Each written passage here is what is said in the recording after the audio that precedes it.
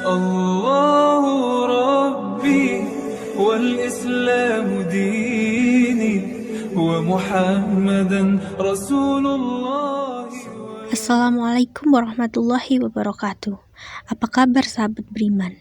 Rasulullah Shallallahu Alaihi Wasallam adalah seorang jenderal perang yang juga turun ke medan perang. Saat turun ke medan laga, beliau bersenjatakan beberapa pedang, masing-masing memiliki nama dan sejarahnya sendiri-sendiri. Pedang Rasulullah berbentuk Hanafiyah. Pedang Hanafiyah adalah pedang yang dibuat oleh suku Hanifah. Pedang buatan Bani Hanifah terkenal bagus dan halus pembuatannya. Dalam buku Sama'il Muhammad SAW, karya Imam At-Tirmizi, dijelaskan terdapat beberapa jenis pedang Rasulullah SAW. Nah, berikut 10 pedang Rasulullah SAW yang digunakan untuk menegakkan ajaran tauhid. Simak selengkapnya dalam sajian Islam populer. Namun sebelum lanjut, mari bersama tebar syiar Islam dengan klik tombol subscribe, like, dan share untuk berbagi informasi bermanfaat. Amin ya robbal alamin. Al-Matur. Al-Matur juga dikenal sebagai Al-Matur Al-Fijar, adalah pedang yang dimiliki oleh Nabi Muhammad SAW. Sebelum menerima wahyu yang pertama di Mekah, pedang ini diberi oleh ayahanda beliau dan dibawa waktu hijrah dari Mekah ke Madinah, sampai akhirnya diberikan bersama-sama dengan peralatan perang lain kepada Ali bin Abi Thalib. Sekarang, pedang ini berada di Museum Topkapi, Istanbul. Berbentuk blade dengan panjang 99 cm. Pedangnya terbuat dari emas dengan bentuk berupa 2 ular, dengan berlapiskan emerald dan perak. Dekat dengan pegangan itu terdapat kufik, ukiran tulisan Arab berlafaz Abdullah bin Abdul Muthalib. Al-Ard. Al-Ard, nama pedang ini berarti memotong atau tajam. Pedang ini dikirim kepada para sahabat Nabi Muhammad SAW saat sebelum perang Badar. Beliau menggunakan pedang ini di perang Uhud dan pengikut-pengikutnya menggunakan pedang ini untuk menunjukkan kesetiaannya kepada Nabi Muhammad SAW. Sekarang pedang ini berada di Masjid Husain di Kairo, Mesir. Pedang Nabi Muhammad SAW sebagai hasil rampasan pada waktu perang Badar, dan dilaporkan bahwa Nabi Muhammad SAW memberikan pedang ini kepada Ali bin Abi Thalib, yang kemudian Ali mengembalikannya ketika perang Uhud dengan bersimbah darah dari tangan dan bahunya, dengan membawa 2 al-fakar di tangannya. Banyak sumber mengatakan bahwa pedang ini milik Ali bin Abi Thalib dan keluarga, berbentuk black dengan 2 mata. Al-Batar.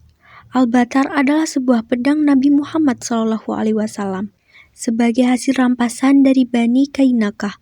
Pedang ini disebut sebagai pedangnya para nabi, dan di dalam pedang ini terdapat ukiran Arab yang bertuliskan Nabi Daud alaihissalam, Nabi Sulaiman alaihissalam, Nabi Musa alaihissalam, Nabi Harun alaihissalam, Nabi Yusuf alaihissalam, Nabi Zakaria alaihissalam, Nabi Yahya alaihissalam, Nabi Isa alaihissalam, dan Nabi Muhammad SAW.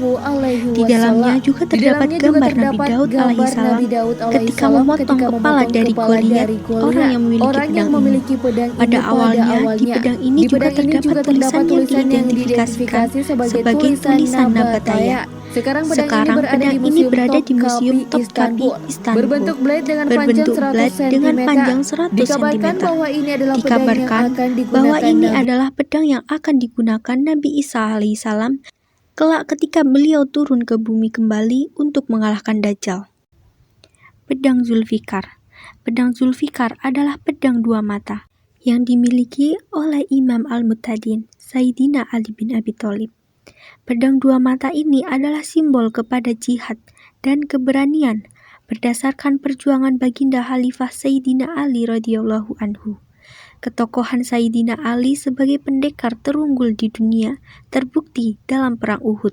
Sewaktu pasukan Islam terpukul hebat, beliaulah yang paling gigih mempertahankan Rasulullah SAW.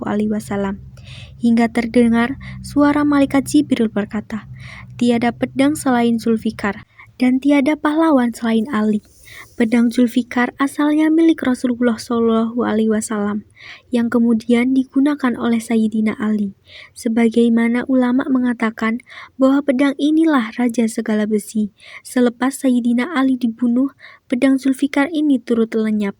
Dan ada riwayat yang mengatakan ia akan muncul semula pada akhir zaman bersama pasukan yang mengibarkan panji hitam di tangannya. Dengan hilangnya peninggalan bersejarah itu, tamatlah sejarah Zulfakat. Walaupun demikian, kita patut bersyukur kepada Allah Subhanahu wa Ta'ala, karena ada manusia di antara kita yang sanggup berusaha menyumbangkan modal dan tenaga bagi pembuatan salinan pedang yang hilang itu. Inilah bentuk pedang tersebut dengan mata dibuat dari besi berkilat dan bercahaya, dicampur dengan emas dan perak, serta dihiasi dengan mutiara. Ujung pedang ini terbelah dua karena semasa kejadian ini, di saat Sayyidina Ali menghunusnya dari sarung dengan kekuatan luar biasa berhadapan dengan musuh. Wallahu a'lam bishawab.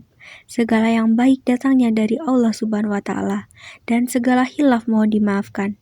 Mari membangun channel Islam Populer dengan klik tombol subscribe, like, dan share untuk berbagi informasi bermanfaat.